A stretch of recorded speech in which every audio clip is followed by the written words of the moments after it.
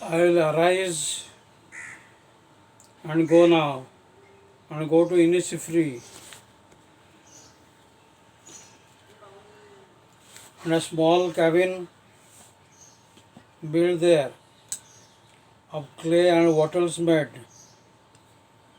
9 bin rows will I have there, a hive for the honeybee, and live alone in the bee loud glade. And I shall have some peace there, for peace comes dropping slow, dropping from the wells of the morning to hear the cricket sings. Their midnight is all a glimmer, and noon a purple glow, and evening full of the linnet's wings. I'll arise and go now, for always night and day I hear like water lapping with low sounds by the shore. While I stand on the roadway or on the pavement's grey, I hear it in the deep heart's core. 1890, 1892. Whose lines are these? These are the unmistakable lines of W.B. Yeats. So welcome everybody to my show of poets of all time, and this is W.B. Yeats. Yeats had a great impact on me, on everyone. As I told you last time, he and T.S. Eliot completely dominated over 20th century literature. And you'll be surprised to know, when I published my first collection of poems, Polyglot and Other Poems, I dedicated this to W. Yeats. This song of Wandering Ingers, by W. Yeats. I went out to the Hazelwood because the fire was in my head, and someone called me by my name.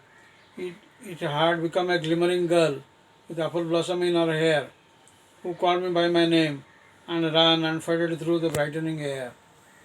I had dedicated this to W. Yeats and my mother and John Donne. They impacted a lot on me, on my mind in those days.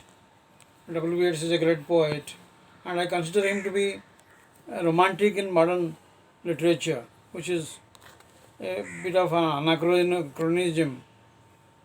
anachronism, because to be modern and to be romantic are two opposite things.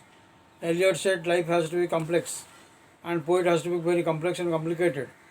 But Yeats said, I am the last romantic poet, and he remained romantic towards the end of his life.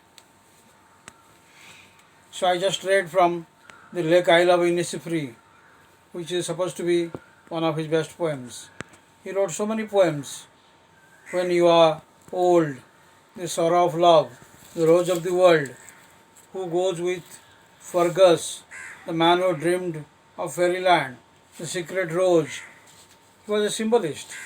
He talked about the rose, the moon, a lot. Let's divide for our understanding. Let's divide his poetry into three parts. The first part is the lover's part, the romantic part. He was a romantic poet. The second part belongs to the Irish Revolution, when he chased the Irish Revolution. He wanted Irish liberation, and he was with Lady Gregory, all kinds of people. Particularly, he fell in love with Mudgun. He was desperate to marry her, but Mudgun had some other plan and never married him. So that had a big impact on his life, and he missed Mudgun a lot, and he wrote many poems on Mudgun. I think that is to be thought of. That is very important. And the third part is he married a lady called Georgia Hyde Lees, and had a contented life, had a good life. And around this page, he wrote the famous poem, A Poem for My Daughter, which is very, very important. It's a wonderful poem.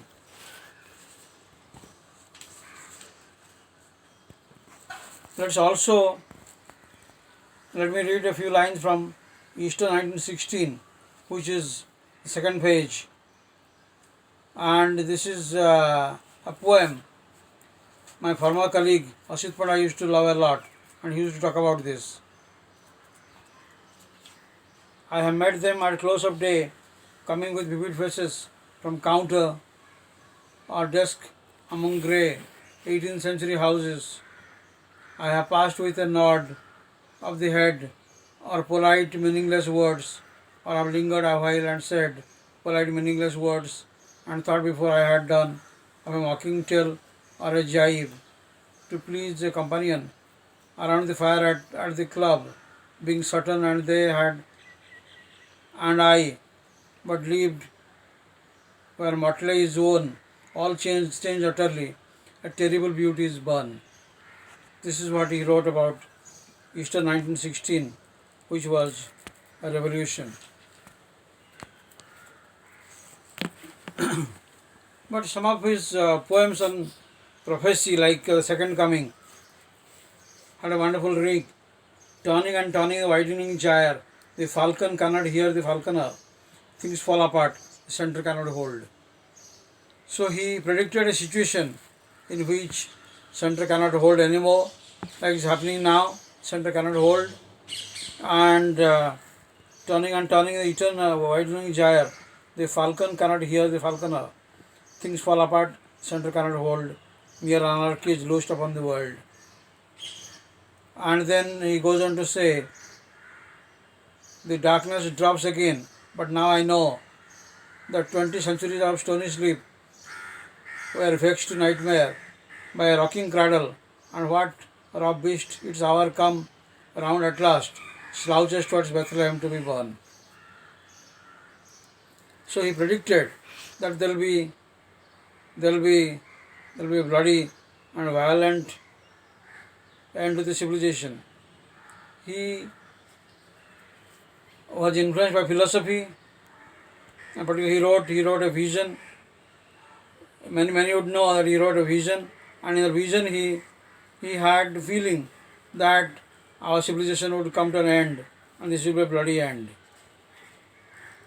But I like the poems like A Prayer for My Daughter.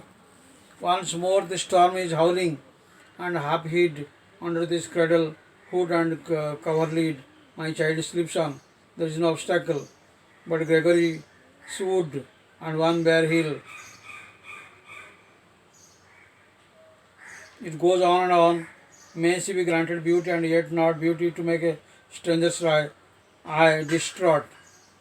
So, as I said, Mudgun had a big influence on his life, and he wanted his daughter to be different from Mudgun. May her bridegroom bring her to a house where all is accustomed ceremonious, for arrogance and hatred are the wares peddled in the thoroughfares, how but in custom and ceremony are innocence and beauty born, ceremony is name for the rich burn, and custom for the spreading laurel tree. So he wanted a different life. He wanted a life of beauty, and he wanted a life of joy and happiness. But I have deliberately kept another poem, Sailing to Byzantium, which comes at the end of his life, and this is what he wanted. That's no country for old men. He is referring to Ireland, obviously. The young in one another's arms, birds in the trees, those dying generations at their song, the salmon falls, the mackerel, crowded seas, fish, flesh, or fowl, come and all summer long, whatever is begotten, born and dies, caught in that sensual music, all neglect, monuments of unaging intellect. He has to be understood. He has to be understood properly. And I think W. Yeats is a great poet, and also a complex poet, a deep poet. He has to be understood properly. Once out of nature, I shall never take my bodily form from any natural thing, but such a form as a Grecian goldsmiths make of hammered gold and gold enameling to keep a drowsy emperor awake, or set upon a golden bough to sing to lords and ladies of Byzantium of what is past, passing or to come. So, W. Yeats was a great poet, and like T.S. Eliot, he was also drawn to Indian philosophy, and particularly he was drawn to Mohin Chatterjee, and he was also drawn, and he wanted, some portions of Upanishad to be translated to West with Purohit Swami, and then he also supported, as everybody knows, all of you know, he supported Rabindranath Tagore, and Tagore got Nobel Prize for Literature, and that's a big contribution. Had he not supported Tagore, it could have been really difficult for Tagore to get Nobel Prize for Literature. So W. Yeats is a friend of India, friend of Indians. He was a great poet, and I am sure, my interpretation is he started with where actually John Keats ended. He was a romantic, out and out a romantic, and he continued the romantic tradition in modern times, which is very, very difficult thing. He wrote wonderful poetry. His poetry is natural. His poetry is joyous. His poetry can be understood by everyone. And I am really proud that I was a fan of W. Yeats, and I enjoyed W. Yeats, and I was influenced by him great deal when I was writing poetry myself. Thank you.